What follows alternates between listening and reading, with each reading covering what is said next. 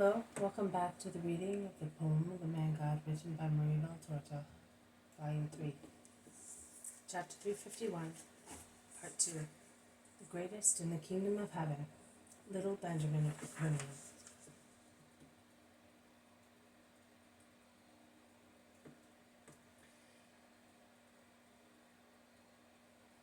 They are already in sight of Capernaum, when at the junction of their road with the one coming along the lake from Magdala, they meet the disciples, who have come on foot from Tiberias, evangelizing.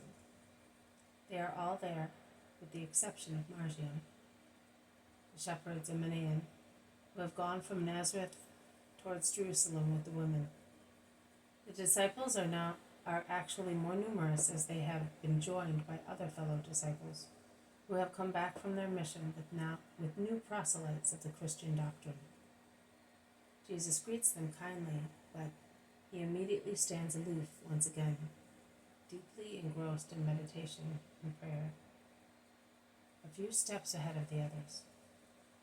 The apostles instead mix with the disciples, particularly with the more influential ones, that is, Stephen, Hermas, John the priest, John the scribe, Timaeus, Joseph of Emmaus, or Mastius, who, according to what I understand, is making great progress in the way to perfection, Abel of Bethlehem in Galilee, whose mother is at the rear of the crowd with other women.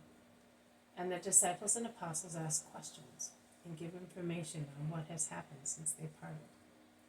They thus talk of today's curing and conversion, and of the miracle of the stater in the mouth of the fish. And because of the circumstance which brought this miracle about, it rouses the interest of many, and the discussion spreads from one road to the next one like fire set to straw. Jesus says, "You will put here the vision of March 7th, 1944, LittleBenjamin of Capernaum, without the comma, and you will continue with the rest of the lesson and of the vision. Go on." So I am omitting the last sentence, "the vision ends here," etc.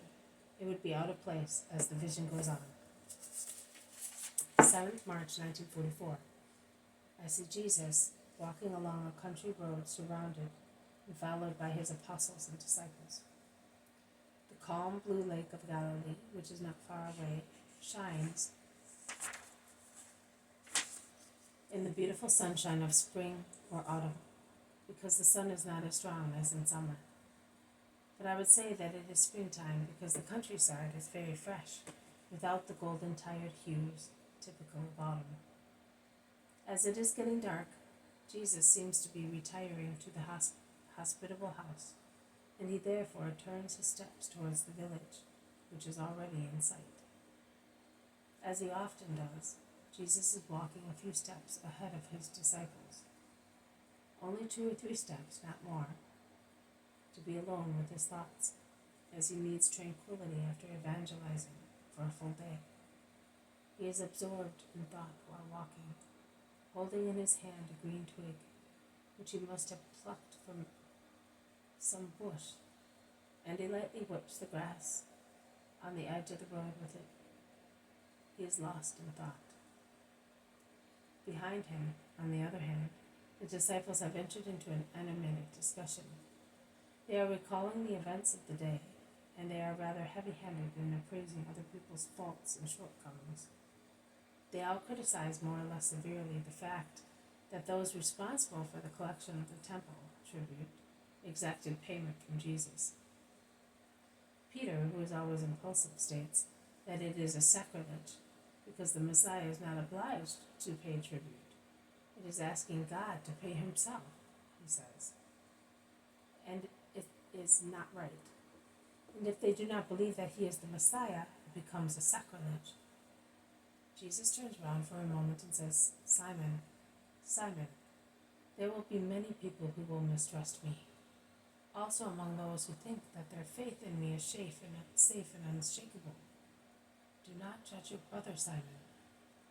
Always judge yourself first." Judas, smiling ironically, says to Peter, who feels mortified and has lowered his head, "That's for you, simply because you are the oldest. You always want to play the doctor. is not true that one's old merits are judged according to one's age. Among us, there are some who are above you by knowledge and social power. They thus enter into discussion on their respective merits, and some boast of being among the first disciples. Some base their preferential argument on the influential position they gave up to follow Jesus. And there is who says that no one has the same rights as he has, because no one has turned so much by changing from a publican to a disciple. The discussion lasts a long time, and if I were not afraid of offending the apostles, I would say that it takes the tone of a real quarrel. Jesus pays no attention to them. He does not seem to hear them. They have, in the meantime, reached the first houses of the village, which I know is Capernaum. Jesus proceeds. The others follow him, discussing all the time. A little boy, 7 or 8 years, runs tripping after Jesus. He overtakes the vociferous group of the apostles and reaches him. He is a lovely boy with short, curly, dark brown hair. His dark eyes shine intelligently in his little dark face. He calls the master confidentially as if he were very familiar with him. He says, "Jesus, will you let me come with you as far as your house?" "Does your mother know?" asks Jesus, smiling at him kindly. "Yes, she does." "Is it true?" Although smiling, Jesus casts a piercing glance at him. "Yes, Jesus, it is true." "Come then." The boy jumps for joy and takes the left hand of Jesus, who stretches it out to him. With how much loving reliance the child places his little swarthy hand into Jesus' long hand. I wish I could do the same myself.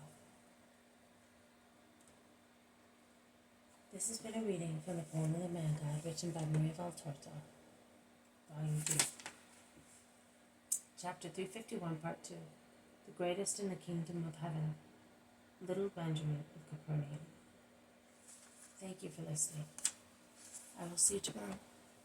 May God bless you, and may peace be with you.